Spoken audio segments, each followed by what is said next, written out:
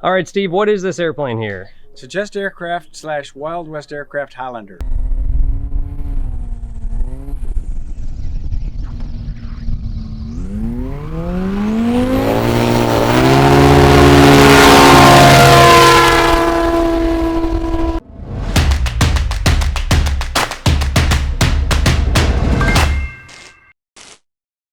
And so this started off as a Highlander.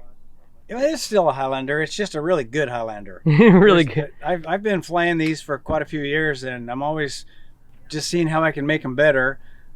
And one of my goals in doing that is I'm a dealer for them, you know, so I sell these kits. So I want to try to figure out things that other people can do too, not just a one-off tricked out airplane that nobody can, you know, has nothing to do with a stock Highlander. It's a stock Highlander with a few easy to do modifications like landing gear. They're shock monster gear legs, the shock struts, the cabane.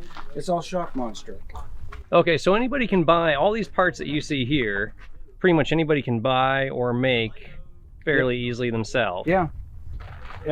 This engine it's a Yamaha. It's an Edge Performance Apex 300. It doesn't sound like an airplane engine. It's pretty wild. Yeah. It'll go to like 11,000 RPM and make 300 horsepower. Yeah. It's pretty wild. And that's spinning that 82-inch prop. Yeah, and I've been really happy with these two. I'm not like sponsored by them or anything, but I've just really been happy with these NR props. Gotcha. They just work good. They're made in the Ukraine. It can take a little while to get one, but they work really well. They're pretty good price. And so 10,000 plus RPM, and that's geared down to 3.8? 3.83 to 1. Okay. Yeah. So when it's turning 10.5, normally I don't go that fast, but like today, you know, we had this competition, so I flattened out the pitch and let it go to 10.5, 10.6. And I don't normally have it that flat, and I don't take it that many RPMs, but I'll usually cruise around at 7,000 to 8,000 RPMs, which sounds like a lot, but when you have the quiet muffler on here, it just takes a little bit to get used to that different tone. And it's just normal. Yeah. So up front we've got an intercooler. We've got Here's the intercooler. Intercooler up there, radiator down there. And so water cooled motor. It's a water cooled motor, and the reason you don't see an oil cooler is because the oil cooler is built right onto the side of the engine, and the water goes through that and cools the oil. Okay. It's kind of nice. It's really nice. Gotcha. And so as far as the obvious mods, we got slats. So that's not kind of stock Highlander. That's an addition there. So carbon concept slats. Yeah, and then I make the brackets, the mounting brackets. The ones that they make at Carbon Concepts, they're more for a Cub. They didn't work out so good for this, but I just had to, you know, figure out, you know, how I wanted them, and I get them laser cut, and then I have to make a little bit of a little welding, but that works out good. One more thing I want to mention on the engine is the Skytrax gearbox. Okay. Is a real integral part that I actually wanted to use Yamahas before I ever started using them, but there wasn't a gearbox. And Teal Jenkins in Buckeye, Arizona makes these, and he's getting a lot of them out there now. The Yamaha thing's kind of taken off. Yeah. So sitting behind that Yamaha, anything special about flying? I mean, you're just running regular 100 low lead, or are you running 93 octane, or? I need at least 93. You can run 100 if I'm like flying to Oshkosh, and you know, that's what's available. That's what I run. Normally, I can only buy 91, put a little octane booster in it. Okay. To get it to 93, and so that's what I normally run. And when you're taking off, what are you seeing for manifold pressure? About 70 inches. 70 inches of manifold pressure. Yeah. So that's one tough engine to take that much pressure. Yeah, it's about 20 PSI, and it could go more.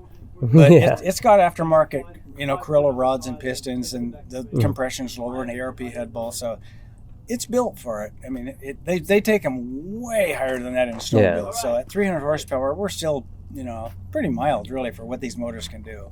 And I don't care how much power it has. If it's not reliable, you don't want anything to do with it. I don't. And so you're seeing 300 horsepower, but probably about 3-4 seconds worth of it, and normally, you're coming right off. Normally a couple seconds, and I'm backed out. Yeah, and you're backing off to, what would you say, 150, 180 horse at that point? Or more. Yeah. You know, I mean, half of my takeoffs I do at half throttle. Okay. And I climb out usually about a quarter to a third throttle.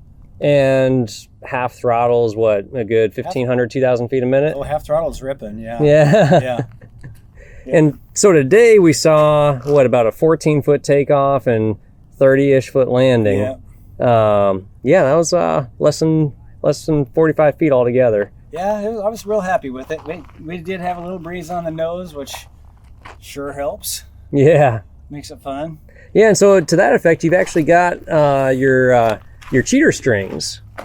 I do. Just, when I'm sitting there on the line, you can sit and watch. If that thing goes back, it's like, hey, I'm getting a gust. Let's go. Yeah. Because you have a little bit of a window of when you have to take off. They tell you can go, but that doesn't mean you have to go that second. Mm-hmm. You can sit there and watch that a little bit, and it goes, it's like. Yeah. I like having my cheater strings about 100 feet down the runway. Because my takeoff roll lasts a little bit longer than yours does. If there's any breeze at all, my takeoff is nowhere near 100 feet down the runway. Yeah. Yeah. And so coming out here, this wing is extended. I did. I extended this one out 18 inches, but I don't really recommend it. If I wasn't doing the competition stuff, I wouldn't even do it on my own. Did you add to the aileron or did you add to the flap? I added to the flap. Okay. And now why do you say you don't recommend it? You think it's just not enough aileron authority, or? Yeah, it still works good and everything, but it cuts the G loading that it can handle. Right. Like from 4, maybe even to 3. Okay. So that's not a good thing. And then you had wingtip extensions on here earlier today. I did. I even had another 18 inches, which the only time I would ever run them is in a stol competition. Gotcha. So you wouldn't want that in regular flight just for flexing on the wing? Not at all. I wouldn't. I limit my speed to 70 miles an hour if I have them on. Gotcha. Normally I cruise at 100, and the V&E is 130. And I know some people think I'm kind of crazy. Maybe I'm a little bit, but really I'm not crazy. Yeah. I'm pretty calculated and careful about things. For sure. And your wingtip, the extension anyways, just comes out with those 2 screws right there. So we got 2 screws. It goes inside the spars, so it's just a nice snug fit. 2 screws just holds it. That's awesome. Very lots of little things on the airplane that make it work really well. Lots of just good common sense things. There are, and this is one of the main things right here. It's a leading edge cuff. Okay. Just that little bump on the front of the spar changes the wing, and it'll fly slower. You can get more angle of attack. It flies. I've had several people notice that they like it better in turbulence. Gotcha. The ailerons respond quicker. Like you lose a wing, you can get it back quicker and things like that. So it costs $500, which is pretty minor for something that does so much for it. Yeah. And the slats work good too. And again, I don't say they're for everybody. I still have to play with VG placement. I think I'm definitely leaving performance on the table right now with not having VGs behind the slat. Gotcha. My VGs are where they work with the cuff, but I got to do some more playing with VGs to make them work with the slat. Gotcha. No, that makes sense. How many of these kits altogether have you sold? Oh, I don't know. I've never counted it. Because you've been at it for a while now. Yeah, about 10, 11, 12 years. I don't really keep track of that either. So the flaps are a little bit longer than normal. And then you've even done some cool things like putting in a gust lock right into the flap hinge. Yeah, it's just a simple thing. I have a hole here so that I can pin it, like, high Sierra or something, it could get pretty windy at night. I don't want them flapping around, so I just put a pin through there and they're locked. And the other part is this right here. It limits it to there. So like if you're taxiing with wind on the tail, it could try to push them farther and they're up and down. So you just put them down and all they can do is move that much. Gotcha. Well, that makes good sense. Yeah. Very cool. Here's another little thing on the wing I like to do. I'd reshape the front of the aileron. Okay. And that's, again, it's a really easy thing that anybody can do. I mean, I'll sell them these pieces. If you don't have a brake, if you got a brake, I'll give you the dimensions and make it yourself. If you don't, get them from us. And so is that making it more like a freeze type aileron? Yeah, it is. And so that's just cutting down on your adverse yaw a little bit. That, and it's more responsive. Gotcha. Yeah. Very cool. Makes the aileron sweeter. Yeah. Then into the tail section, you did something fairly cool back here. Well, you got your weight on there, so you got some weight on the tail just to kind of balance things out already. I do. What I've done, this is the Super Stol suspension system, which is stock from Just Air. No, it's not stock, but you can order it. I mean, you can order your kit that way with the weldments on the frame and, you know, up here and here, and then the swing arm and the shock and everything. And this is a Jim Piccola Tundra Light tail wheel. And it's a locking tail wheel if you want it to be. I've done it enough. I don't have a lock on mine, but for newer guys, the tail wheel thing, having the lock it's a really cool deal. And then if you get where you don't need the lock anymore, it's still the best tail wheel that you could have on this airplane. Nice. No matter what your skill level is, it's an awesome tail wheel. What does something like that tail wheel run? The tail wheel is $1,000, and this part is $1,000. Okay. And is that including that that strut that you got in there, or that? Well, it's the shock and the swing arm. Okay. The thing that's kind of tricky in here inside here that I can benefit from because I have this 300 horsepower engine. If you don't have a lot of horsepower, it wouldn't even help you. But what I have here, I've got a nitrogen bottle and some valves, so I can control the pressure on my shock. Gotcha. And so that's how you're dropping the shock. So you're actually taking all the nitrogen out of the shock. Yeah. Just so I hit a toggle switch in there and it dumps the pressure. Lets it sit down. And again, if you didn't have the horsepower to work with that, it wouldn't be a benefit. Right. But for me, in certain conditions, if the wind is right, it is. So that's giving you another 6 inches lower, so maybe 1 or 2 degrees on the angle of attack? Yeah, it's more than that. More than that? It'll drop it down about a foot back here at the tail wheel. Wow. It really makes a big difference. I guess for other people, it could be nice if you just load your airplane a lot differently. You know, you're really heavy one day and you don't have anything in the back the next. But otherwise, that's pretty much just a stol competition thing. Yeah.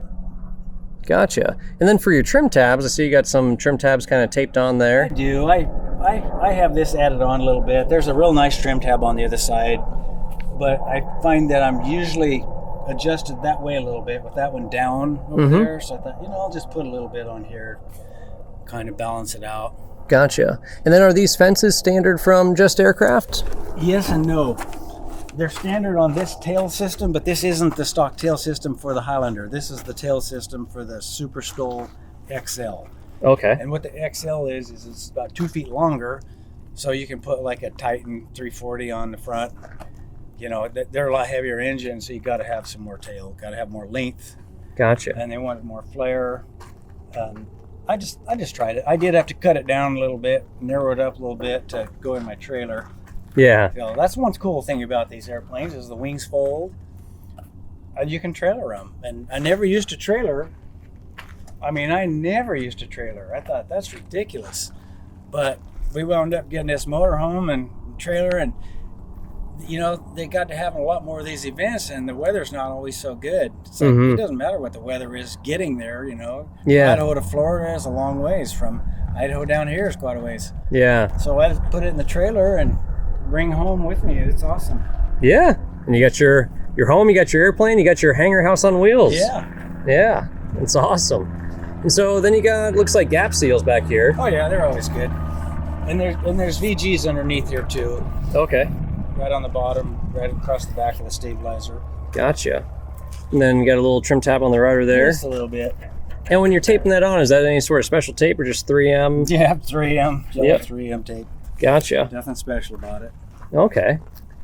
And then your cables back here, it's kind of interesting that they're not, there's no tensioners on them. There's not. You just be careful when you make them, and we like to use these little stainless steel ends, and they got multiple holes. Gotcha. So if you have to adjust it a little bit, it's really easy to do. Nice. And then coming up here, aside from, got really nice doors, nice plexiglass doors. Got the plexiglass on the boot cowl, really cool. Yeah, the doors. Got your little air scoop there.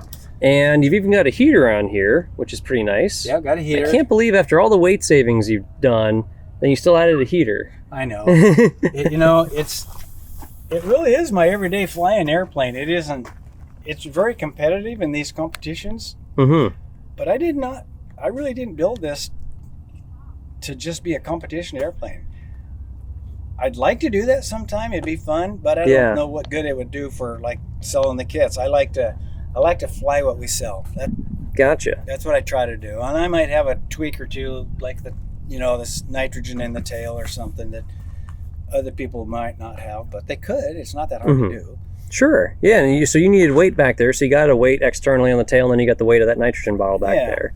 So, gotcha. But basically, I like to fly what I can make available and sell to other people. How does it fly? Because you got 31s up here on front. So you got 31s and Behringer wheels and brakes. And is that, do you notice any pitching moment or where it's pulling the nose down at all? Or No, not really. The first time I ever water skied on big tires, it surprised me how much it pitched the nose down. I had little 21-inch tires on it before, and first time I put big tires and I touched the water, I was like, whoa, I didn't expect that. A little bit more pitching moment with that. And so the interior. Yeah, it's not looking real pretty there right now, but this goofy looking thing, what that is I put my phone on here so I can video my engine monitor and my airspeed and ground speed and everything, because I'm always testing stuff. Yeah. And like a takeoff is 2 seconds. How am I supposed to see and remember everything in 2 seconds? I can't. Right. So I put my phone on here and record it. And then I can see all my EGTs and manifold pressure and RPM and all that stuff. So that's what that goofy looking thing is. Otherwise, it's just a GRT Sport EX EFIS and the Flybox engine monitor that comes. It's normally what we want to get with the Apex Edge Performance engine. Okay. Because he's got it set up to work with that. So it's kind of, it's more than I need. I mean, I wouldn't need anything in here really other than just my switches to make it run. Yeah. But you got to have something, legally you do. You need a radio. So I keep it pretty simple, but I don't tend to keep an airplane a long time, a couple of years, 2-3 years, and I'll build a new one. So I want something in here that other people will like too. Sure. And then for a pitot tube, that's the kind of the interesting thing that it looks a little different there. Yeah. Your pitot tube is... That's pretty standard for these. That's how we do them. Gotcha. Yeah. So you got a pitot tube just coming right down there from the bottom of the wing. That kind of keeps it out of the way of the slats and everything. Yeah. Sometimes I have a little addition with the slats that I put on it, actually, to get it farther up, a little lower. And it goes to about here. Gotcha. This is something I added with the slats. I just don't have it on there right now. Okay. And then got some USB plugs. Got a fairly nice panel. You got your Behringer brakes down there. Yeah, this airplane does have Behringers, but really I like the Matcos as well. Gotcha. They're a lot less money, and if you set them up correctly, they're every bit as powerful. So either way, Yeah. I had them both. I like them both. And then you got a fairly special flap handle. Yeah, it's a little bit. I do put a little extra thing on my flap when I'm doing a stol competition. It's not on there now, but it makes the flap work harder. And I did real well with the normal push button, the clicker, but I decided to put this little hydraulic thing, so it's really easy to dump the flaps. I just flick that, and they're all gone. They're gone. Yep. There's no pushing. There's no nothing. But I mean, my little finger. I dump my flaps with my little finger. I just flick that. And so that's a hydraulic cylinder underneath there, underneath the seats. It is. And then that's gonna see the end of it here. Yeah, and that basically then translates into the cable. So it's still cables going out to your flaps. Yeah, the cable's hooked to the back of the flap panel just like they always do. Gotcha. It just changes the clicker to the cylinder. Well, pretty darn sweet. I got my big header tank here. I make a lot of those. It's nice when I'm competing. You can see there's about 4 gallons of gas in it right now. Gotcha. So it's nice for everything, because if you're just flying, wing tanks are so flat, it's kind of hard to tell what you got when you start getting low. Well, you can tell on that. So it gives you about another hour of range, and I think it's a lot safer when you start getting low, because you know where you are on your fuel. And even with with the Apex motor with 300 horsepower, 5 gallons still an hour, or?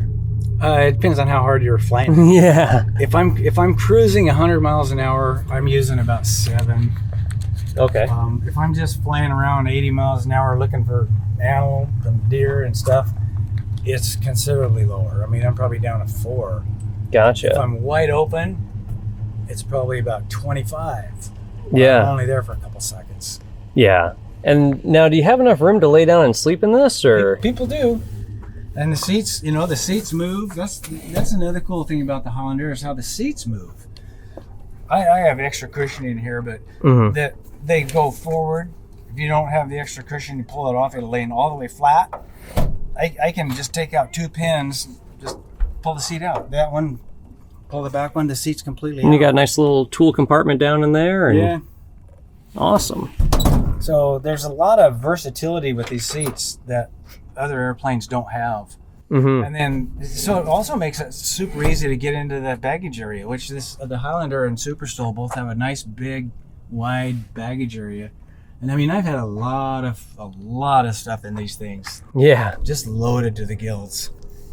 One time flying to Oshkosh with my wife, it was just loaded up almost to the top, just enough room she could stretch her legs out over the top of everything. Yeah. Leaned her seat forward, put the cushion on the top, what's the top now, and she'd lay there and go to sleep and take naps. Yeah, long flight to Oshkosh. And then for safety, you got that helmet. That's a custom-made helmet you got there, eh? Well, it's nothing fancy. It's a ProTech. It's like $60, but it had the cutouts and everything, and it just worked perfect to just zip tie my headset on there. And yeah, I wear a helmet doing a lot of things that I do, and I thought, why don't I wear a helmet in my airplane?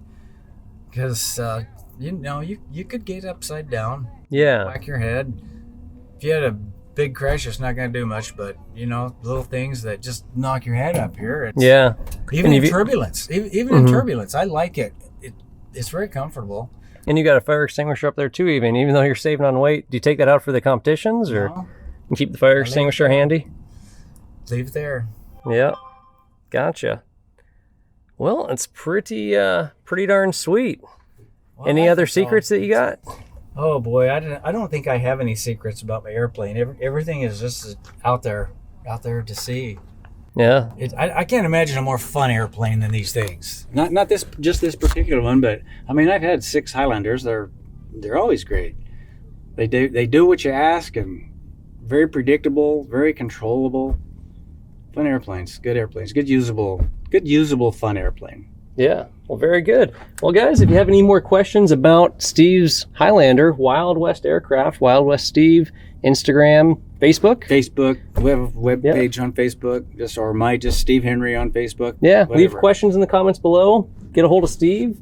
Get one of these airplanes. All together, all in parts, about 100. This particular one with this nice turbo Yamaha and everything, suspension, all would be about $105,000 for the parts. $105,000 for the parts. And not everybody needs all the suspension, and they don't need 300 horsepower Yamaha. Yeah. So you can build one for 70 on up. Gotcha. Well, awesome. Thanks so much for taking the time, Steve. Thank you. We'll see you in the next stol competition. All right.